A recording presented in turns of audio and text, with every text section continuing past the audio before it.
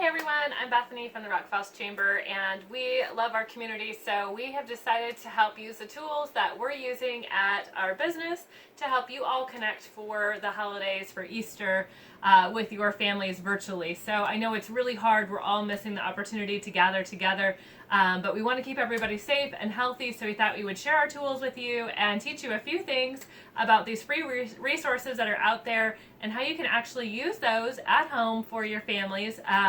Just recently I taught our 85-year-old grandma how to use Facebook video chat, and so if I can teach them, I'm hoping I can teach you, and we'll also support you guys with some follow-up links so you can learn more details than what I show here as well. This is my family. We know that grandma, great-grandma, grandpas, everyone, aunts and uncles are going to be missing these cute little baby faces, and so we just are excited to teach you guys a few things about that. The first thing I want to talk about is Facebook Messenger. This is so simple. I went over to Grandma's house about 2 or 3 weeks ago and I set up a tablet on her table. We have it logged into Messenger all the time, and we call and video chat her. On her end, basically she gets a call in just like a phone call, but it's a video, and she can choose to answer by pushing a green button or decline by pushing a red button. So it's really simple for her and it's working really well. On your phone, you'll actually have a app that you add, it's Facebook Messenger, and so you want to make sure that in advance, if you choose this option, that the people that you plan to chat with are added and connected as friends first, and then you can actually go into the Messenger app to have that chat. Now, Facebook Messenger is ideal for one person or one group of people calling another person or group of people on a device. So my phone calling grandma's tablet, not my phone calling grandma's tablet and aunt and uncle's tablet, and like multiple people in that conversation. Facebook gets a little funky when you do that, so we recommend that to be a one-to-one type of thing.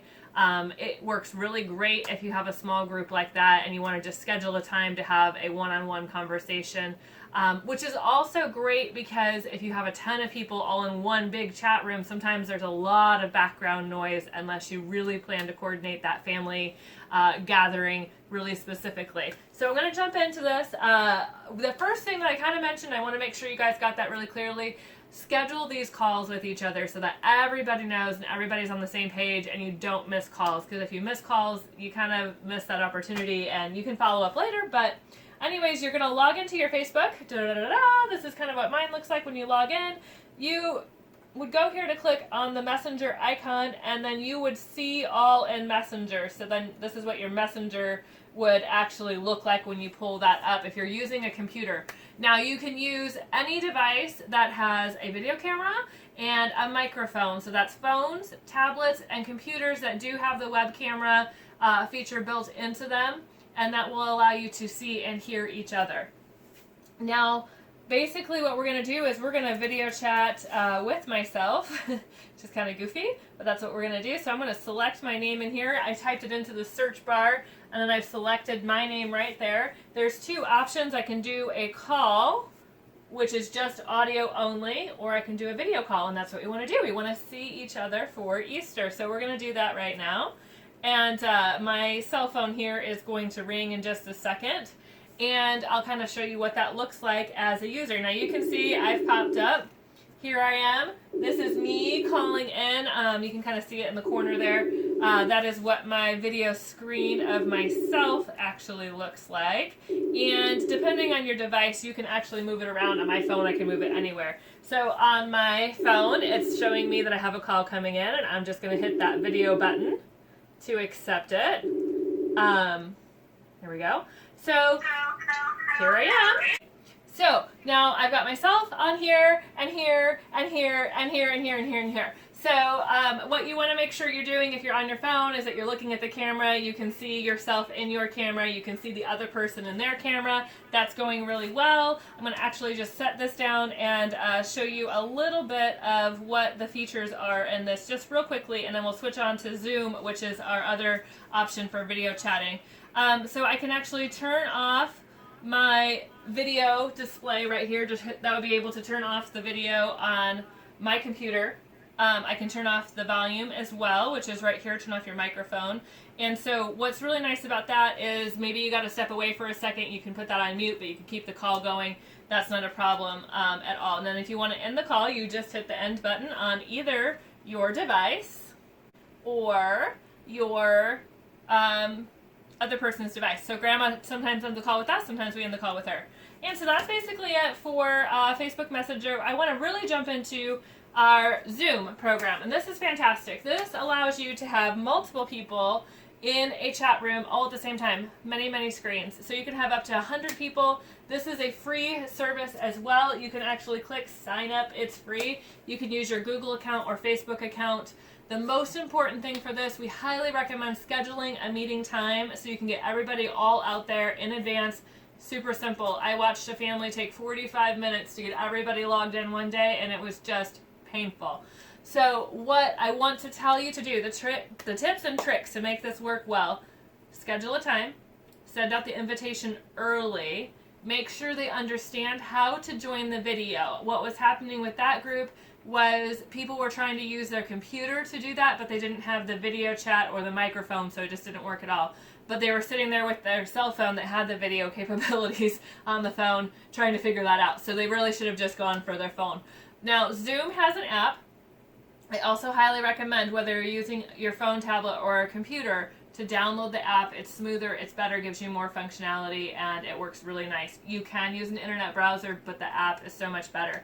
So that's why we recommend scheduling that time in and kind of having everybody on the same page in advance. So you would click in and sign up, get your account going. I'm going to go ahead and show you on my app what it looks like. So this is my computer app, and I'm logged into there. So you could just jump in and join a meeting right away, start a meeting right now. It would give you an ID code that you could share with others. What's tricky about that is you might not have all your contacts and everything in there, and so we want to do it a little bit different. Like I said, it's easier to just go ahead, if you're a first-time user, and go ahead and go to schedule. So we're going to schedule a meeting. We're going to call this Easter is Awesome. And we're going to set the date for Easter at 3 p.m.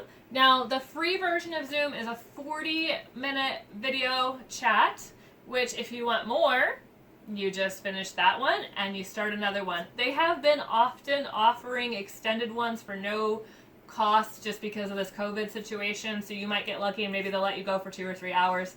That's a lot of video chat if you really think about it. So what is great about this, you can go ahead and set it. We'll set it for 2 hours. You can generate an ID, which is clicking here. It'll give you an ID, or you can use your personal meeting ID, which is what I tend to use, and then select a password like 1234, something simple that Grandma can get without too much difficulty. So we're going to set a password for this. One of the nice things about setting a password is it keeps someone else from jumping into your meeting on accident. They typed in the wrong meeting code and boom, they're there with Grandma, and who knows what they're going to say or do. So we're going to do a password. We're going to schedule this and get it going.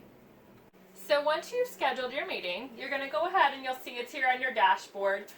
You can see it differently when you're actually logged into your website as well. So I'll show you that here in a second, but for right now I'll go ahead and show you the what it looks like here. So you can actually start your meeting early. If you click on edit, one of the cool things that you will want to be able to do here is actually copy and paste this personal meeting ID and your password, and you're going to send that to people that you want to join the meeting. So maybe you're going to email your whole family, Facebook message them, text them, however you want to do that. You need to include 3 pieces of information. 1, the website, zoom.us, and let them know to click join. The second thing that you want to send them is that your meeting ID, whether it's generated automatically or the personal meeting ID. You want to send them the meeting ID, and then you want to send them the password. There is a copy invitation here. Now, if you do this, it'll give you a million different options, including for people to be able to call in on their phone and just listen into the meeting. If you're doing a large group meeting, that's kind of complicated.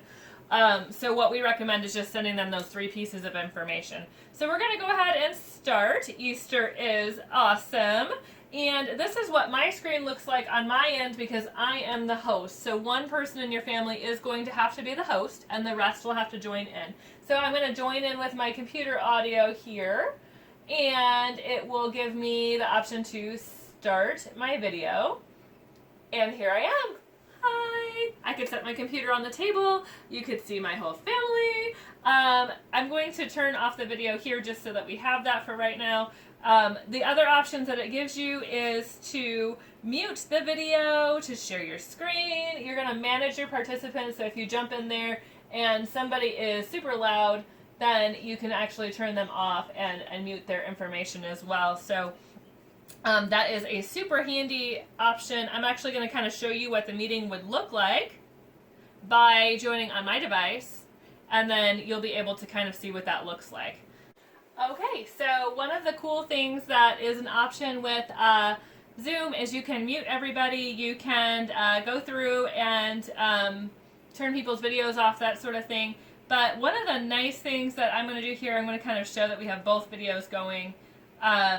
This is what it will look like. And the more people you have on your screen, then the more little videos will pop up. So you can have up to 100 people on a call at a time, and that's pretty cool for Easter. What I have seen some people do is to actually go ahead and